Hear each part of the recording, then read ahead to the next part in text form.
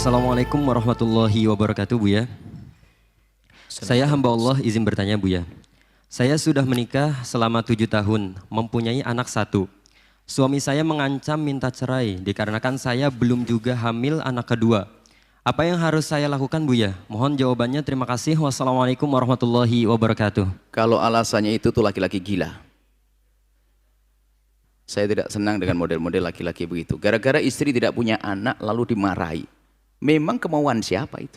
Kecuali istrinya nakal pakai obat tidak mau punya anak, itu kan kurang ajar. Istrinya juga berharap.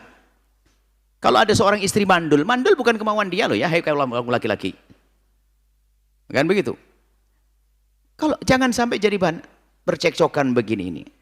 Memang dia bisa langsung kayak bikin roti ya bolu begitu, langsung jadi anak begitu. Itu kan jadi tolonglah laki-laki model begitu tuh saya nggak menarik sekali. Sudah punya anak 1 gara-gara tidak hamil. Memang istrinya juga. Jadi memang namanya kadang-kadang sama-sama subur tidak diberi oleh Allah anak kok. Baru selama 4 tahun, 5 tahun dan sebagainya. Tapi kalau menjadikan hal seperti itu alasan untuk mau mengancam perceraian itu adalah dungu sekali. Bahkan kalau seandainya wanitanya adalah betul-betul mandul lalu dimarah-marahi, laki juga bisa mandul loh Pak ya, jangan main-main.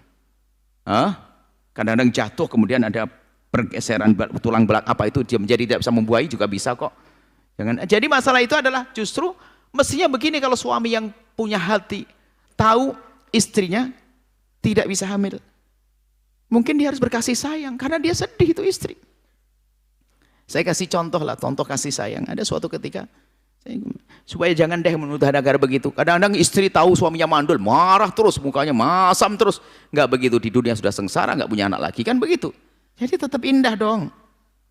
Sama suami begitu, nyalain dong istri, kamu udah punya anak. Kadang-kadang punya anak perempuan, perempuan lagi. Atau laki-laki. Saya menemukan model manusia aneh gila. Ada sebuah kisah, ada seorang laki-laki, perempuan suami istri, nggak punya anak.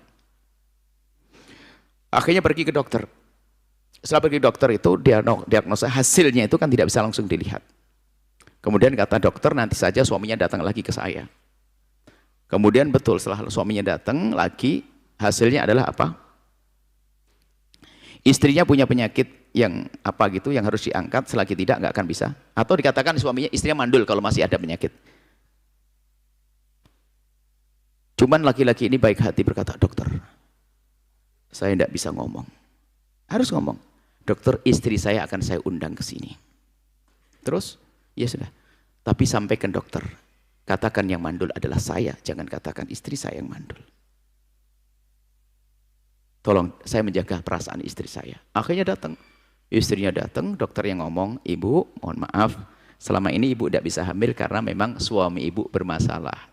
Istri, suami hebat. Padahal yang bermasalah adalah istri, karena saking menjaga hati istrinya. Ngomong yang bermasalah lah dirinya. Allah.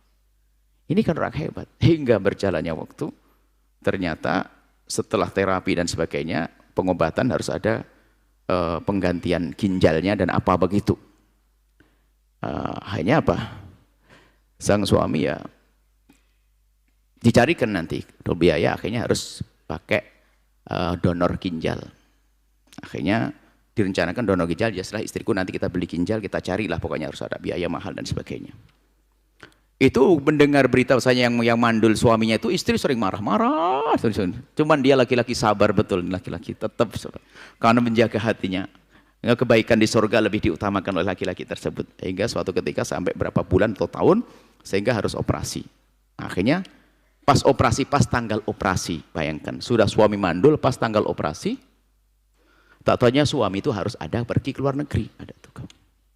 Bagaimana bayangkan, istrinya sakit mau operasi ginjal, suaminya tidak.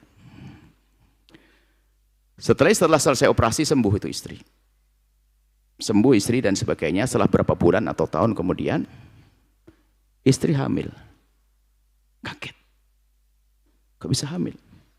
Balik lagi ke dokter, kok bisa begini gimana? Padahal setiap hari sudah marah-marah pada suami. Wah, marah tok, sudah kau sakit, kau tidak peduli, malah pergi ke luar negeri dan marah terus. Suami tetap sabar saja. Setelah hamil, akhirnya Balik lagi ketemu dokter, Masya Allah, Alhamdulillah sudah hamil. Loh kok bisa, kan suami saya mandul. Akhirnya dibuka ceritanya. Yang sudah minta cerai padahal sebelumnya ini. Sudah berkali-kali minta cerai dari suaminya nggak mau cerai. Tidak. Kau istriku, tidak akan aku cerai. Kau istriku, tidak akan cerai.